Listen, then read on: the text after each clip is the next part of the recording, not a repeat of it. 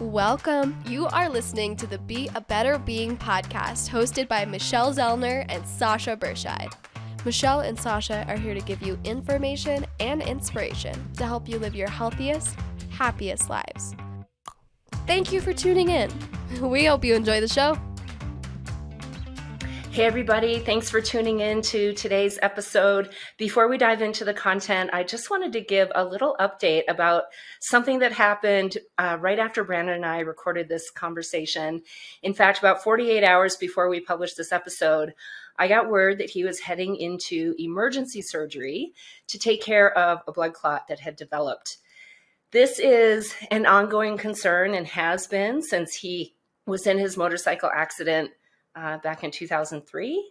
So it is something that I think is pertinent to the conversation you're going to listen to, because you will learn that Brandon lives life to the fullest. And this is why, because you just never know when things from your past are going to creep up and potentially cause some really big issues. Thankfully, his 8-hour surgery was successful. I chatted with him this morning. As true to form and true Brandon fashion, he's in very good spirits, mainly concerned about me, how I'm doing, and what I have going on this weekend. But just wanted to put a shout out there that so grateful to my friend for his outlook and his energy and knowing that he's going to be okay, because this world needs Brandon. That's all I have for this little update. I hope you listen and enjoy the podcast. Greetings, Better Beings. Welcome to the Be a Better Being podcast. I'm Michelle Zellner, your host. Today, I am kind of steering the ship solo without Sasha, but I'm super excited to invite my friend Brandon Kelley onto the show. We have so much to talk about. How are you, my friend? Good morning. I'm wonderful. How are you? I am doing fantastic as well. That is a standard answer. Actually, that was a bit of a subdued answer for you, It is. Brandon. Can you give the audience what a normal response to that question is? Well, normally I'm outstanding or amazing or fantastic. You just got to think about life. If you actually think about how you are, you should be awestruck with how amazing you are. Life is kind of spectacular. And it's usually accompanied by a big clap of the hands, the most gigantic smile. If you're in person, he will squeeze the life out of you when he gives you a hug, because that is Brandon. If any of you have read my book, you might recognize the name Brandon. I do talk about him, write about him in my book. And this is him in real life here. So I think it would be helpful to just give the audience a little bit of backstory, how we met, why you're still in my life, however many years later now, a lot. And it wasn't consistent. I met you when you were a personal trainer at a 24-hour fitness, and I was working out there, and I think I was planning on doing a marathon, and chronic back issues were my thing. So I didn't need someone to train me, but it always, as a trainer myself, I always stretched people, and I always wished, I wish somebody would just stretch me. And I thought, why not hire a personal trainer to stretch me? That will help recovery. That will help me, get on my way for this race I was going to do. And why would I not pick the super enthusiastic, larger than life, great looking guy to take care of me? And so that's what I did. It transformed my whole life. Michelle has always just made the most radical and amazing changes in my life from the moment I met her. I remember I had just gotten certified and was at 24-hour fitness, working on building it, getting some more clients, and in walks Michelle, and she picks me. And it was so funny because one of the other trainers was a former massage therapist and physical therapist.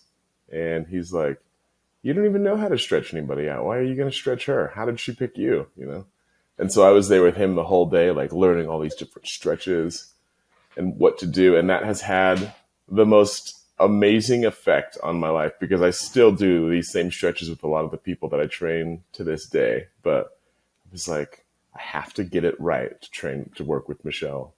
She's always set the bar so high in my mind from the moment I met her. I have to make things better. Well, that is really good information. I did not know that part of the story. So look at that. Even I learned something new today. And I think we determined this was around 2005. Hmm. Is that right? Yeah, Yeah. it had to have been like right around 2005. Yeah. Yeah. So it's interesting because even back then, I mean, I didn't know that was like one of your first days. I didn't know you didn't know how to stretch somebody. I just thought, oh, he's a trainer, he's worked here, great. The more we got to chat and interact, I really saw, I mean, this guy has what it takes to be a super duper life changer. I mean, your energy, your enthusiasm, your positivity, your, hey, I don't know how to stretch somebody, but I'm going to learn, right? That willingness to be open and to grow. I mean, that was there from day one. And I'm many years older than you. So I kind of took it as like, oh, I want to kind of mentor this guy. I didn't even think about it as mentoring, but I wanted to help somebody really fulfill their full potential. And we developed a great friendship. We developed, a way that we could communicate where I could be honest with you. And let's be honest, you drove me batshit crazy in a It's lot a of different two-way ways. street. There were times I was like, well, how in the world am I going to explain this to Michelle other than, well, it feels really good. I think I should do it. She's like, oh, no, you don't do that. You are, and you are a boss in my life. And I tell people, you always know when the boss is around or when the boss calls, because even when they're on the phone, you're like, oh my God, I need to get things together. I need to clean up. Like you're organizing your papers just to answer a phone call. You have that effect on me right away. And I am so thankful. I really am so appreciative that I met you, especially when I did and how I Well, did, because I'm not kidding. You literally shaped and changed the direction of my life. Like seeing you train and you interact with people, that was inspiring to me to not just be a better trainer, but to also be more impactful with the people that I'm interacting with, the people that I have in my life. Because I could see how people loved to get attention from you, not just some beautiful blonde looking at them, but actually to have your attention in and on them. Like I could see how people loved your opinion and what you had to say because they knew it was real. And I loved it. well, I appreciate that very much, my friend. And this is what you get with Brandon. You want to have a conversation with him to celebrate and get people to know him. And all he does is just heap praise on you instead. So I appreciate that very much. But I learned a lot from you as well. And I want to just kind of dive into some of that. So one of the things I talk about in my book is your annoying positivity. And back in this time, it was so annoying to me. Like, I love a positive person. I love a big smile. I love someone who's feeling great and wants to share that with people. But spending the time with you that I did, I was like, really, this is not the best day ever. So stop saying that. Or really, this sucks. Why are you so happy? And I did my best in a variety of ways and for a long time to squash your positivity, and I couldn't do it. We'll talk about how I finally decided to like maybe shift my own mindset, and Brandon rubbed off on me. But share where that comes from. I know when I met you, it was a few years post a pretty significant event in your life. So I think let's go back to that. Let's go back to maybe, a little bit of how you grew up and this major life-changing event. And I'm guessing that shaped a lot of who you became, but tell that story. Yeah. Well, like we said, we met in 2005. And the reason I'm very sure it was 2005 is because in 2003, at the end of 2003, I was in a crazy motorcycle accident. And when I say crazy, that is an understatement. I mean, I literally was dead on arrival at Denver Health Medical Center.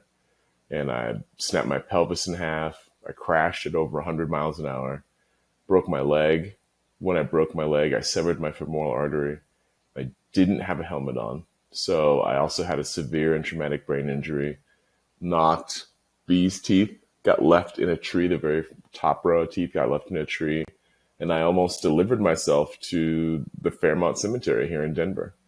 And I was rejected by the fence on the backside of that cemetery. But the ambulance driver who picked me up was literally around the corner. There was a hospital that was closer, but they ended up taking me to Denver Health Medical Center. And the time that I crashed, the heads of every department were having a meeting. And I had literally the dream team of doctors, like the Harlem Globetrotter of doctors sitting at the same table, basically waiting on me. So I had the head of trauma, the head of vascular surgery, the head of orthopedic surgery. I mean, all these guys had to come in and work on me and save my life. And that's a crazy fast, sped up version of the story. But the bottom line is, I remember waking up in my second hospital about 3 weeks after the accident, looking at the sun coming up, realizing how I almost never got to see this sunrise. And it's not just this sunrise, but all the light that was hitting my eyes, everything that I was experiencing almost never happened. And it was just such a humbling feeling. Like I felt so small, but also so special, because I knew that I was supposed to experience these things. Not supposed to, but I get to experience these things. I also get to overlook these things. I could easily not look at the sunrise or not pay attention to any of these things. And that in itself is such a special gift.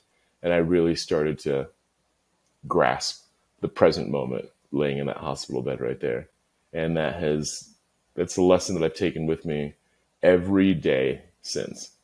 I think if you actually look at what a wonder you are, from the nails on your fingertips to the lashes on your eyes to the prints on your fingertips and toes, and you think about how there is actually nothing like you anywhere else, it's just mind-blowing. So although things might not be going the way you planned, you're actually part of a much bigger, much more beautiful, and so much more spectacular plan that you cannot even comprehend.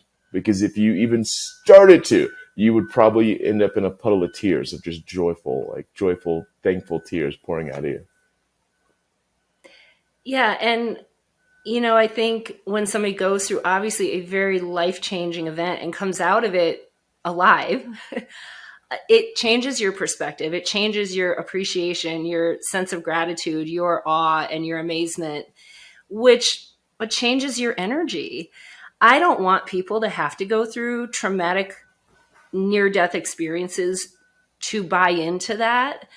Hopefully most of us can avoid that. But I think hearing a story like yours and having that shift of perspective does maybe make somebody think, wow, yeah, I am going to look at things a little differently and look at all these little things that I let bog me down or eat me up, or I dwell on something that's negative when there are so many of these other amazing positive things that I could be focusing on instead. Yeah. And I think that's, something that finally rubbed off on me with you was, okay, maybe I don't have to always look for the worst in everything or dwell on the negative. I can still be a realist. And that's where I think maybe you shifted a little bit, right? I'm all about be a doer. So Brandon is amazing for talking. He's a good talker. He's got amazing ideas. And this was one of my biggest frustrations early on in our relationship. You had incredible ideas. You had ones that I know could have gone really big places. There was no follow through. And that was so frustrating for me because I saw this potential and then you just didn't do it. And I know there's a lot of backstories to why things don't get done. But from my perspective, I was like, well, I don't even want to hear about it anymore. Just stop talking. Don't tell me, show me. Do it and show me. And eventually you did. But there was a lot that went on in between. So I want to just kind of fast forward because we have a lot of threads with our interactions. We hung out for a couple of years and then we started doing health screenings. I think I looped you in with one of the companies. Mm-hmm. We did some health screenings together. And then I didn't see you for a long time. It kind of just, disconnected. I had gotten into a relationship. I was now with Travis. I can still remember this. I'm probably going to cry because that's what I do when I tell things that were really emotional. I remember it was I wasn't yet married, but things went very quickly with Travis. So it was my birthday. And like you always do, you call and you leave this like happy birthday voicemail, just Brandon larger than life. Just, I probably hadn't talked to you in a few months actually, but here's this amazing friend wishing me a happy birthday. And Travis heard that message and he's like, why is he calling you? I was like, because that's what Brandon does. Wow, that was a big deal. And I knew that if I wanted to make things good with Travis, I could not have you in my life at all. So I was driving to my client, to Izzy. I remember it was raining, literally raining outside. And between my tears and the rain on my windshield, calling you, telling you this. And you're like, what? I don't get it. I'm like, yeah, I know. I don't get it either. And I don't like it, but you can't ever call me again. We can't be friends. Ugh, it's still yucky for me to say that out loud. I can only imagine what you were thinking and how you were feeling on that side. Yeah, I remember it clearly also. Like I was going south into Castle Rock and I was looking forward to your birthday. Like I was excited to call and just wish you happy birthday because I hadn't talked to you in a while. And when you told me that, I remember just being I was more upset, not so much confused because I knew that you were in a relationship and everything was moving with that, but I just didn't understand like why we couldn't talk because of your new relationship. But I remember giving you like the respect and the space to have, if that's what we need to do, then that's what I'll do. But I was definitely like confused and not sure what to do, but it took a little while to really understand why and what that means. So yeah, and I don't have very many regrets in my life, but that is one of mine. It was also a big lesson for my own personal growth when it comes to relationships, is if you're in a relationship and they're forbidding you basically to be friends with somebody that is truly nothing but an amazing, positive human being in your life, that, my friends, is a big red flag. Yeah. It's a big red flag. It wasn't one at the time that I really saw as that way. I just thought, well, I mean, of course, I want to do whatever I need to do to make sure my future husband knows that I am fully committed and there's nothing you ever need to worry about.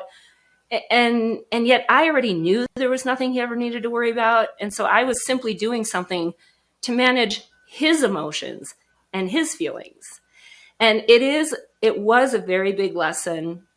It's something that I carried through with other relationships, and just how to navigate, and whether it's friendships or family or whoever, that when you know in your soul what something is, and that is nothing but positive and honest and true and amazing, if you are ridding yourself of that to please somebody else, it's not going to be good in the long run. So, I mean, as yucky as that was, it was a lesson that I think was very valuable for going forward. And, something that as I continue working with people and talking with people, I talk about that story a lot because it was huge, that I can still, 18 years later, very clearly remember it in vivid detail.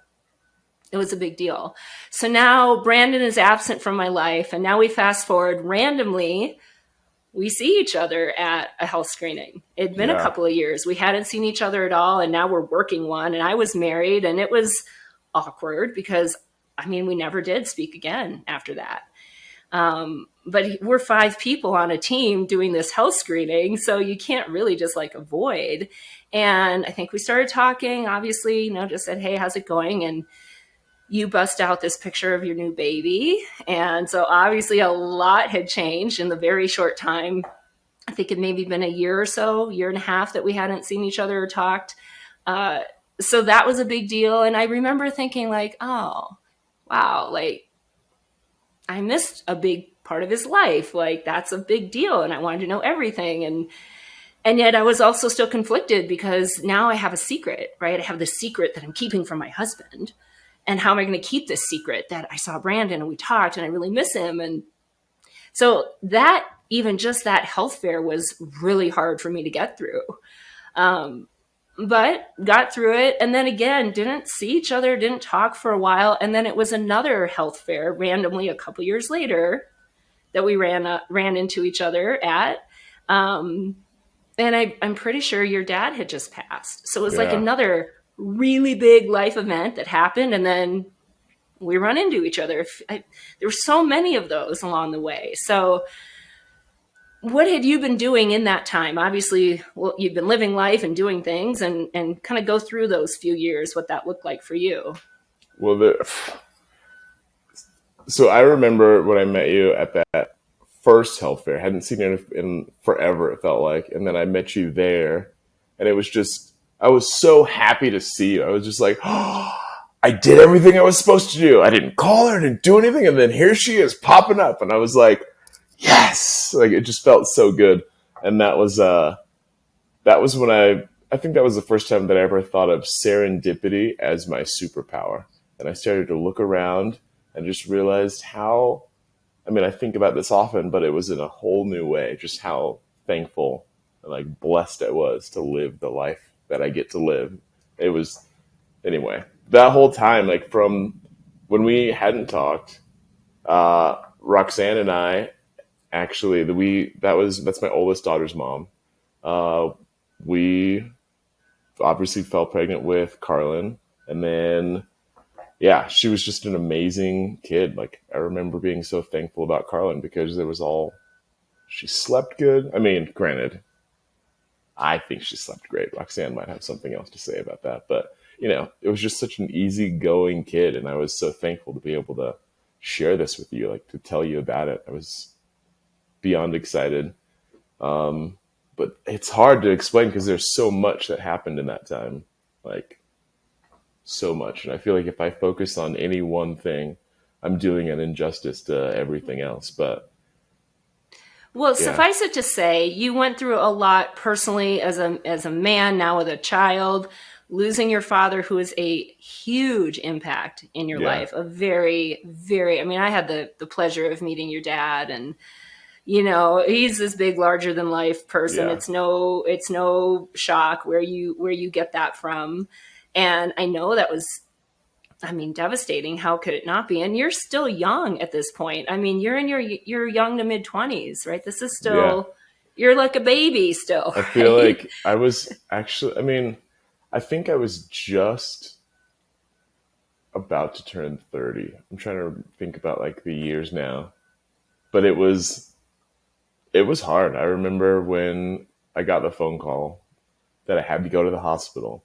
And I knew by the way that my mom had said it, it was not like any other trip we'd have to take to the hospital. And my dad was, he had this special thing where he would always tell me, like right now, he'd be furious with me. I can't believe I'm showing up here like this. If you guys are seeing on the YouTube, you can tell I should be getting a haircut right now. And he'd be like, what? But my dad would always say, you need to get your haircut, Brandon. And I remember when he passed, I went to the hospital and I went in to go and see his body. And even in death, I'm telling you, he must have got his hair cut like 20 minutes before he passed away, because even in death, he had like the most amazing haircut. And I could hear him telling me, get your haircut. Like, I need you to take care of yourself because you need to take care of others. And it's something that stuck with me for sure. Not just getting my haircut, but taking care of yourself to take care of others. Well, and that obviously is a central piece of your life and your business. And we'll talk about, where that all took you, the journeys that your ideas and your business have taken you on. You continued to do personal training, right? You did some private club stuff, got out of the corporate mess of the big box gyms, and found your Thanks to fit. you, because anyway, I'm not going to go off, but it's hard not to, because again, without you, Michelle, I would not have done any of that. I remember when I went to Studio 29 and started doing private training over there, and just the first check that I got from there, I was like, oh my God. And you were like, yeah, Brandon, you can do this. This is something that you can do. And it was, I know you were You were encouraging me, but you were also kind of like waiting for me to realize, like, what are you waiting on? Just do it. And that's one thing that I'm always going to take with me. Just do it. Be a doer. Do it. Which is Be why a I need you doer. in my life, because I need just like seeing your face. I'm like, all right, I have a whole list of things that I'm going to be doing today. Well, you were doing a lot in those years, and after that health fair, didn't see you again. I do remember I was still married, and my dad was in town for a work gig, and there was like some big fancy dancy dinner. I think it was at Shanahan's. It was at one of the fancy steakhouses that your sister worked at. And I didn't know she worked there. So in walks my dad, myself, and Travis, and I see your sister at the hostess stand, and I know she knows me. I know she recognizes me. And again, this is one of the like, ugh, I feel like a disgusting human. I pretended I didn't know who she was because I couldn't have her say something out loud in front of Travis. I was terrified, like, don't say anything. I'm just going to not make eye contact and pretend I don't know who you are. And that whole time I was there, I just felt like, this is just wrong. There is just something wrong here. And it really started to make me question, what am I doing? And I mean, at some point, if you've read my book, you know the story. At some point, we'll talk about in depth about the whole Travis thing. But man, you know, so many lessons in all of that situation. And they're yucky. That's the thing. Lessons often are yucky. It's usually what they are. But you continued to do your thing. I continued to do my thing. We had not seen each other in a very long time. And then I'm going to fast forward to summer of 2014. So summer of 2014, I'm working out at my typical 24-hour fitness in Denver. And I am pretty focused, doing my thing. And I glance and I hear, at the same time, I hear a louder than life voice, and I glance in the mirror and I see this figure, and I'm like, Brandon? Of course it's Brandon. Of course it's Brandon. So you see me in the mirror at the same time, and it was like the very same deal, right? Gigantic hugs, squeeze the life out of me. Oh my God, I can't believe you're here. It's so good to see you. Biggest smile ever. There's so much swirling in my head because of other things that were going on in my life at the same time. I'm like, talk about serendipitous. Here's Brandon again at a time in my life when I need positivity. I don't know. I know I need it now. I didn't know how much I was going to need it until things unfolded. But when I reflect back, I know that you reappeared in my life because I needed that for what was to come. And and so that's it. 2014, we see each other in the gym, we reconnect, we get together, we catch up, we go through all the stuff.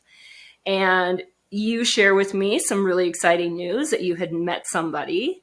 And so let's kind of fast forward to that piece of the puzzle, because I do want to bring us to present moment to talk about what you're doing, where your life is, and how you use just all of those things that you learned through your experiences to now hopefully change and impact other people's lives. Yeah, it was, well, again, where do I even begin with that? So I had this whole, I can't even say I had this idea. It was a gift that was given to me that is still so frustrating because it's huge. It's such a huge idea.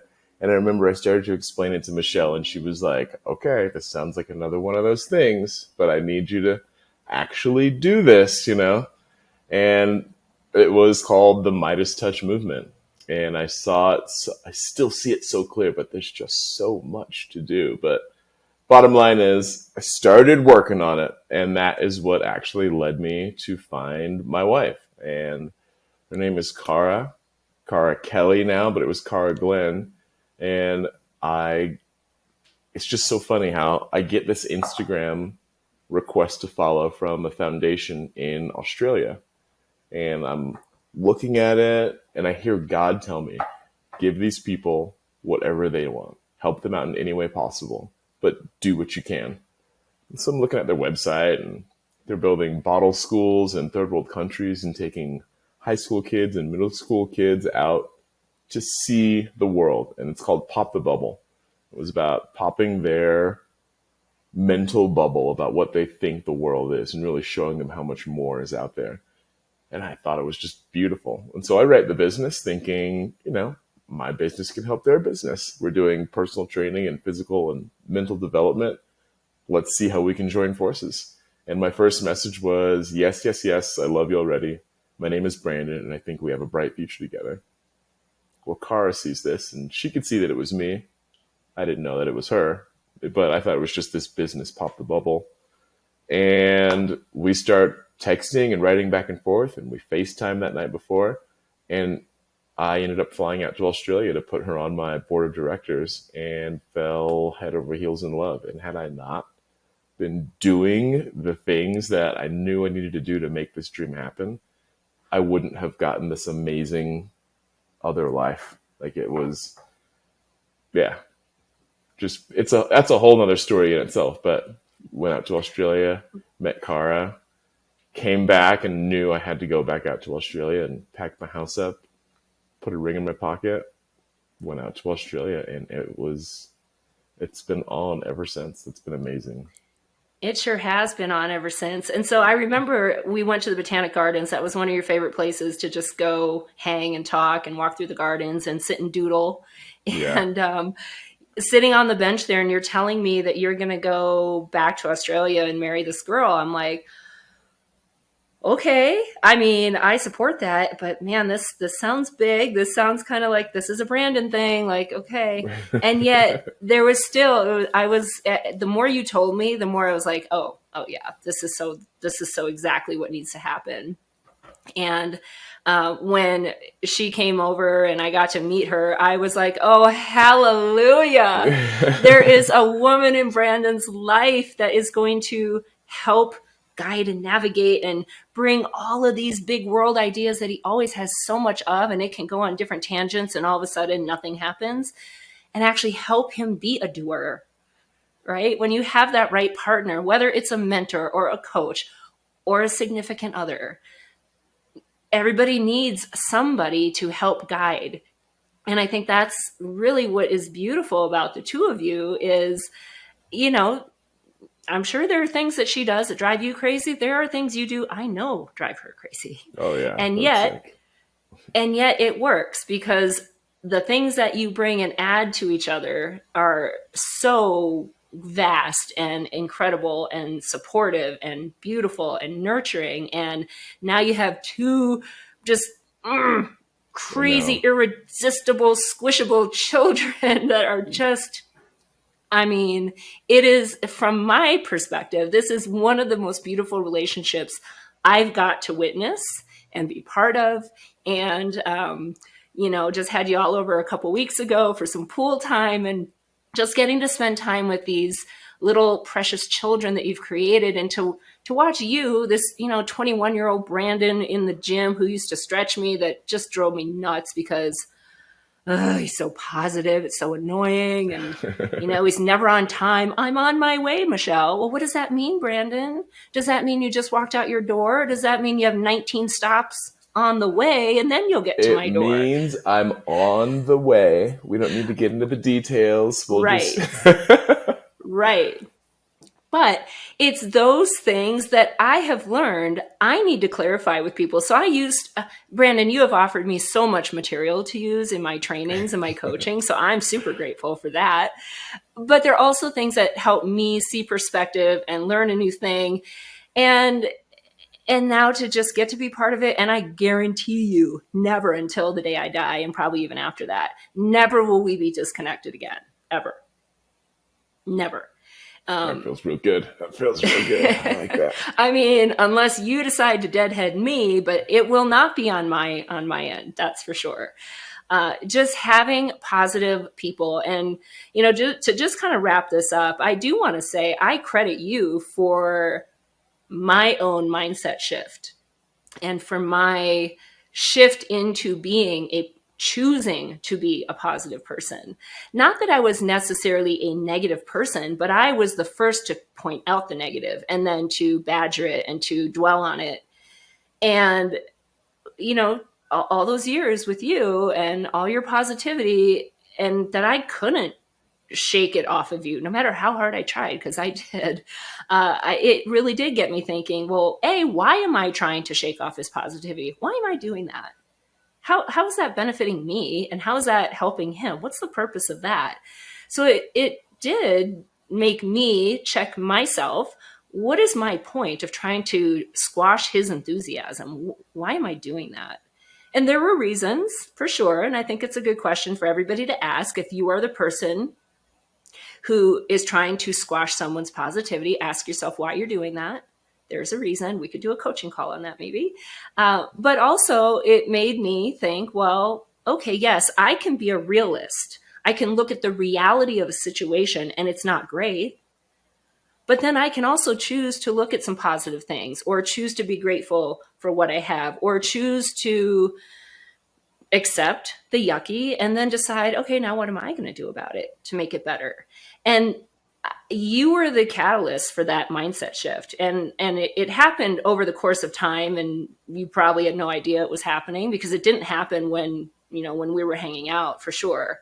But I go back to those times that we shared, and those conversations that we had, and hearing the challenges that you went through, not only with your own accident, but with some tragic events of a very good friend, and then your dad, and all these things. And yet you're still this super positive person who had all these really hard things going on.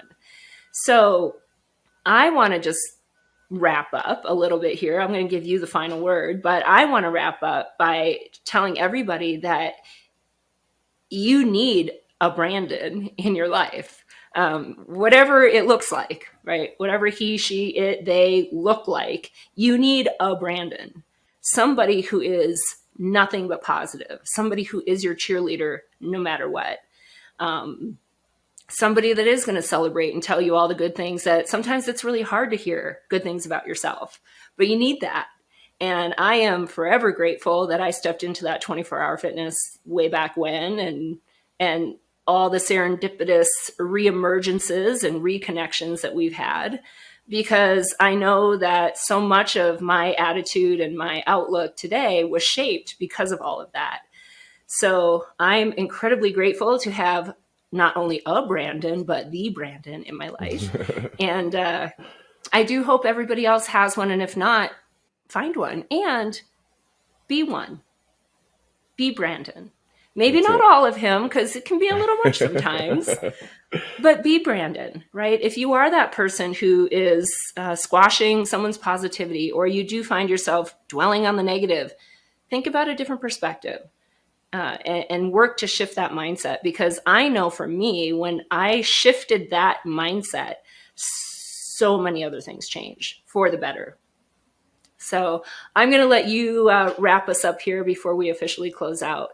Tell us just in general what you're doing nowadays, what we have to look forward to, and any final tips to anyone who, maybe does have an interest in having a little more positivity in their life.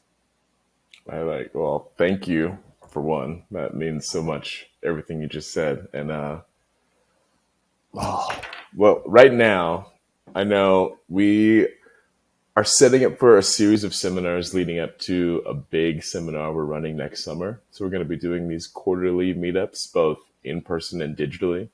That's Cara and I, and Michelle, hopefully. We'll talk about all that. But we want to start really creating this community of powerful and effective movers and shakers. And the biggest thing that's going to give you the most power and help you be the most effective and efficient person is respect and appreciation for yourself.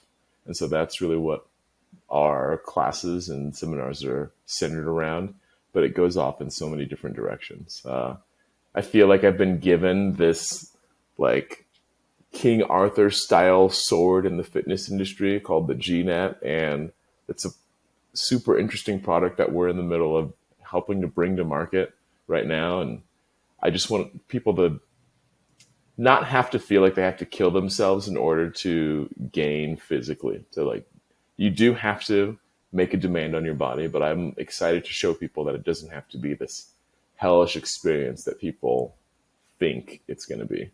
And I've been called positive quite a bit, and it feels good. And I said it earlier, but more than thinking about positive, because every negative has a positive. They're bound to each other. It's always going to be there. So if you're looking at the negative aspect of things, understand you're ignoring the positive aspect. And it's vice versa. If you're looking at all the positive things, you're choosing not to see the negative things. So rather than focus on positive or negative, accept that they're both there. And I want you to really focus on being effective and efficient. And I think you're going to find that you'll have a much more effective and efficient interaction with people when you show up with a genuine smile on your face, when you have real warmth and love to offer to the world and yourself. And so the thought and idea, and it's like my battle cry into the day, is OOLD, OOLD. Only observe love daily.